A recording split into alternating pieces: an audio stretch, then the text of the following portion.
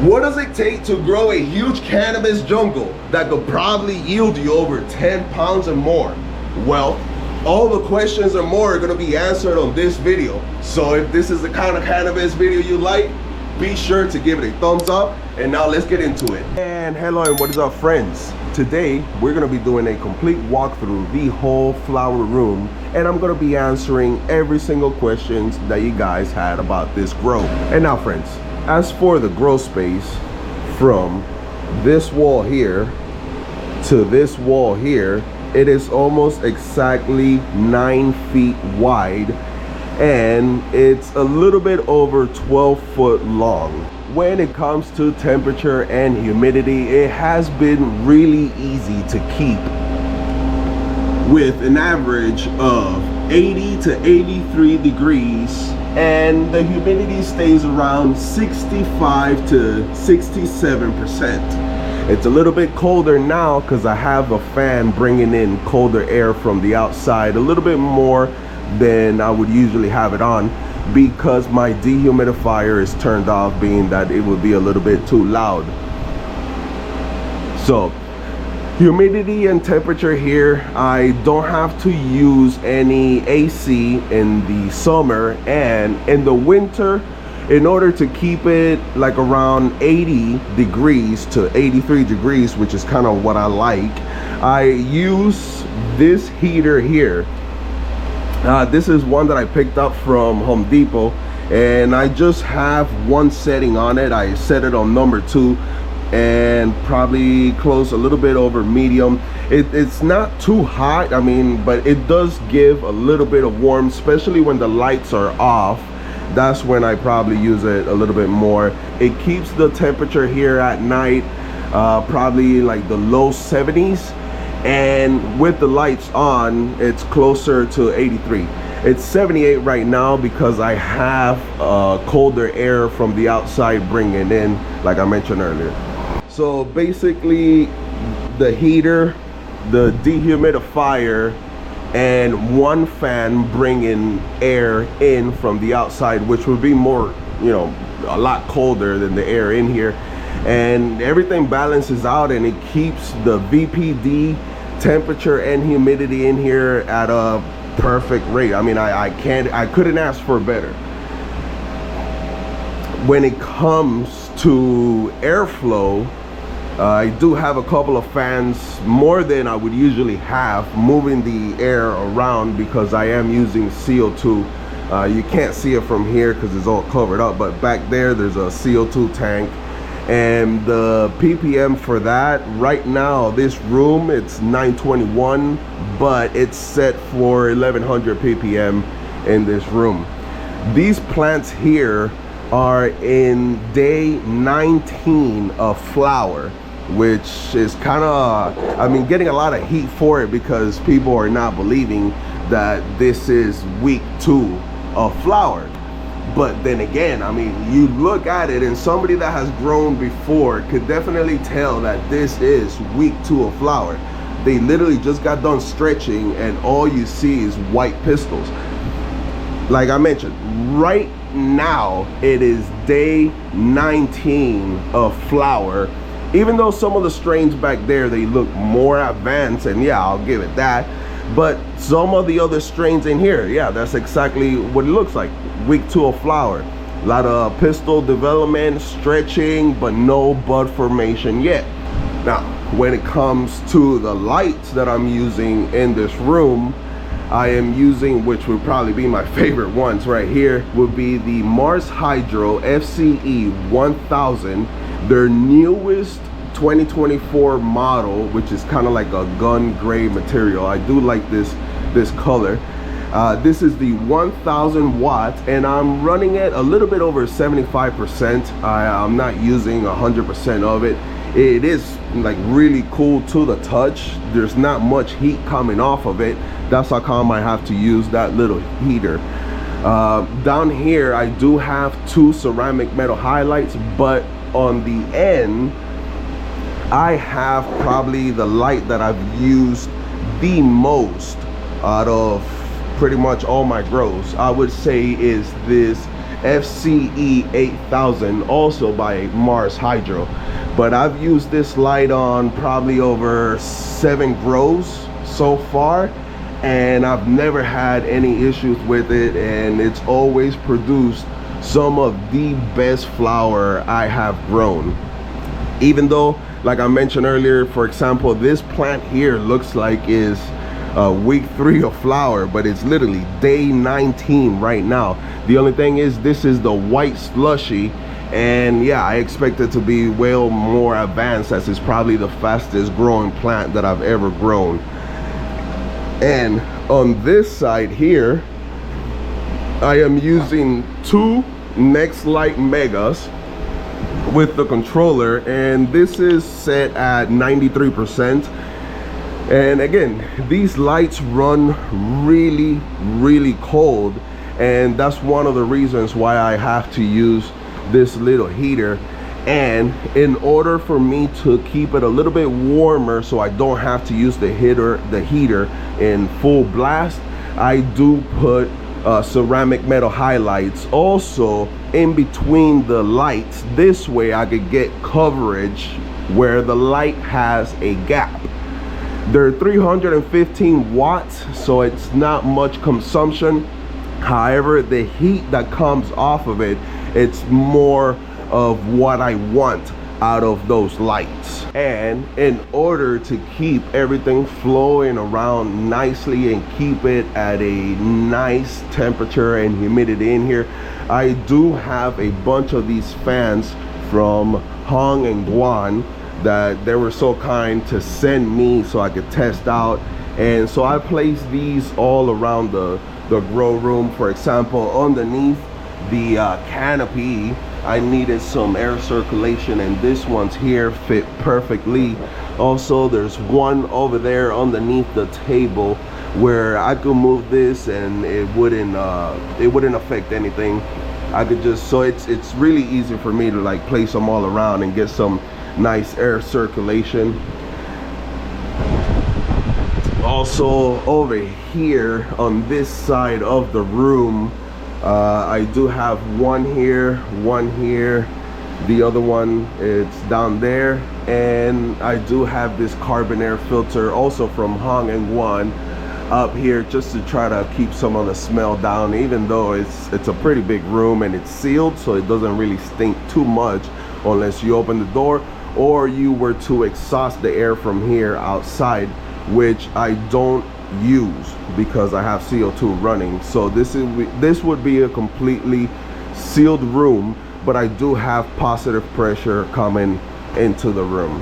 Now on this side I have the COCO grow, which I vegged a little bit longer than I would usually like. It was around like 7-week veg, but I was waiting for this to catch up because this, I usually do a 4-week veg on the Air Cube grow system by growace.com. And what I do, it's usually a 4-week veg. I would also like this to be a 4-week veg, but it was a little bit longer, 7, and that's how come it's a little bit taller. But I didn't mind waiting for these plants to catch up, being that it's not always that I get to schedule everything so perfectly and everything lines up. But I would eventually probably do some kind of lift on this side so that the plants are a little bit more even, and I can have the lights just set on one height and have the plants grow underneath them. But I think if I would have done a 4-week veg on this side, it would have probably ended up right around the same size. Now when it comes to what I'm feeding for the whole grow, I am using the same thing, and I've actually downsized on all my nutrients to where this is the only thing that I use now. Front row, they're A, they're B, phosine, and bloom. That's it. I don't use no other additive, no silica, nothing else. Maybe pH up, that's about it. This right here is probably the only thing that I have used for the past months, or the past 3 grows, and I still have plenty of it. So what you get for the money on these nutrients, it's outrageous, because I was able to do, like I mentioned, 3 grows, and I'm still have plenty left to finish this and probably start another grow with just these bags right here. So what you get out of it, it's really a lot.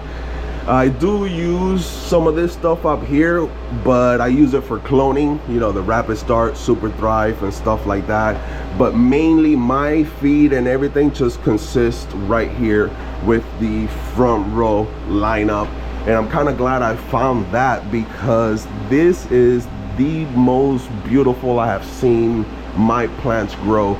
Look at the size of the fan leaves and the health of these stems. When you look at them, it is just chef's kiss right there. This is actually, I'm so happy I found this company, because it has turned my grows around like you would not believe. Now, one of the upgrades that I definitely love that I did to this room that I wish I would have known earlier would be the trellising system. If you guys haven't seen how I do that, I'm gonna leave a link to that video right over here. But I am using pretty much 3/4 inch PVCs with like a special 4-way elbow that you can find on Amazon.com, and a bottom trellis and a top trellis. I don't see the need for a third. I think it's gonna be just enough to keep them stable. But this trellising system has definitely helped keep this grow room in a better condition than it was last time I flowered, with the buds flopping all over the place. I think this has been, if not one of the best grows that I have done. And like I mentioned earlier, I'm only on day 19 of flower, with about 6 more weeks to go.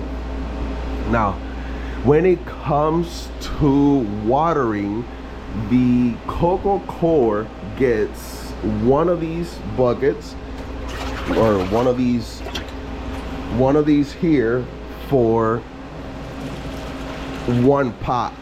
Now, I could do 1 of these and have to water every day, or I could do 2 of these and water every other day.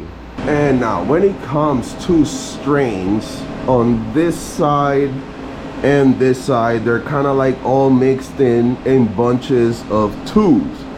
And we have Oreos, Rainbow Belts, Tangy Dream, Glitter Bomb, Cat Junkie, Lavender, Candy Gelato, Pinnacle, Blue Sushi, Wedding Cake, and Snowball. The wedding cake and Snowball are all the way at the end. We also have on the last table Watermelon Martini, and one of my personal favorites would be the White Slushy, which is definitely the one that looks like it's the most advanced, and it's definitely looking crazy right over here on this little corner over there.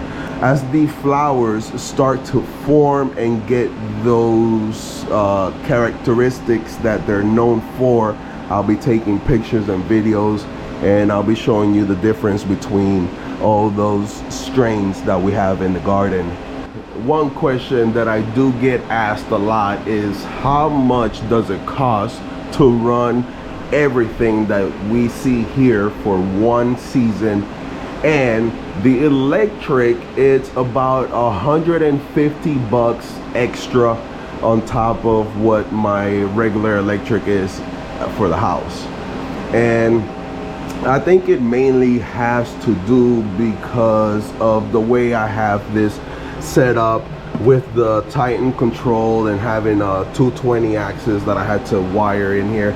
So one thing that will definitely help on your grow to save energy and cost would be to have the proper wiring if you're gonna run more than 4 lights. Definitely you need to check your amperage and how much you could draw out of that room. And everything was taken in mind when I was building this room from the ground up. Exactly where my lights were gonna be hooked up, where the outlets were gonna be, I mapped everything out before I actually start to buy the materials and start the building process. And yeah, so far I haven't had any issues, and especially with like tripping breakers or anything like that. I still have more room to add, but there is no need. Everything I needed, it's right here. And running CO2 this season, I'm definitely seeing a big difference, especially by the end. Like I said, we're on day 19, and some of these flowers just look outrageous for day 19. And if anybody wants to bet on it, I mean, I'm more than willing to bet anything. I do have cameras that take time lapse, and I could show pretty much every single uncut day and night time lapse of these plants. But then again, anybody that knows about growing could look at these plants and tell, hey, yeah, that's definitely week 2 of flower. But let me know down in the comments what you guys think of this grow. And by the way, I am going to start defoliating, if not today, by tomorrow, because these plants definitely need to be defoliated in order to get a little bit more light penetration to those lower buds.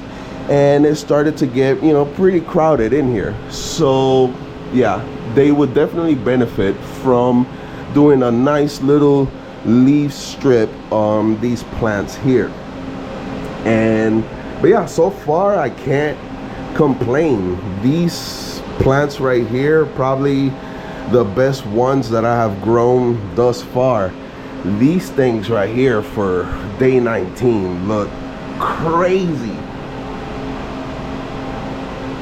This is the wedding cake here, but I'm not sure it's the pheno that I'm looking for.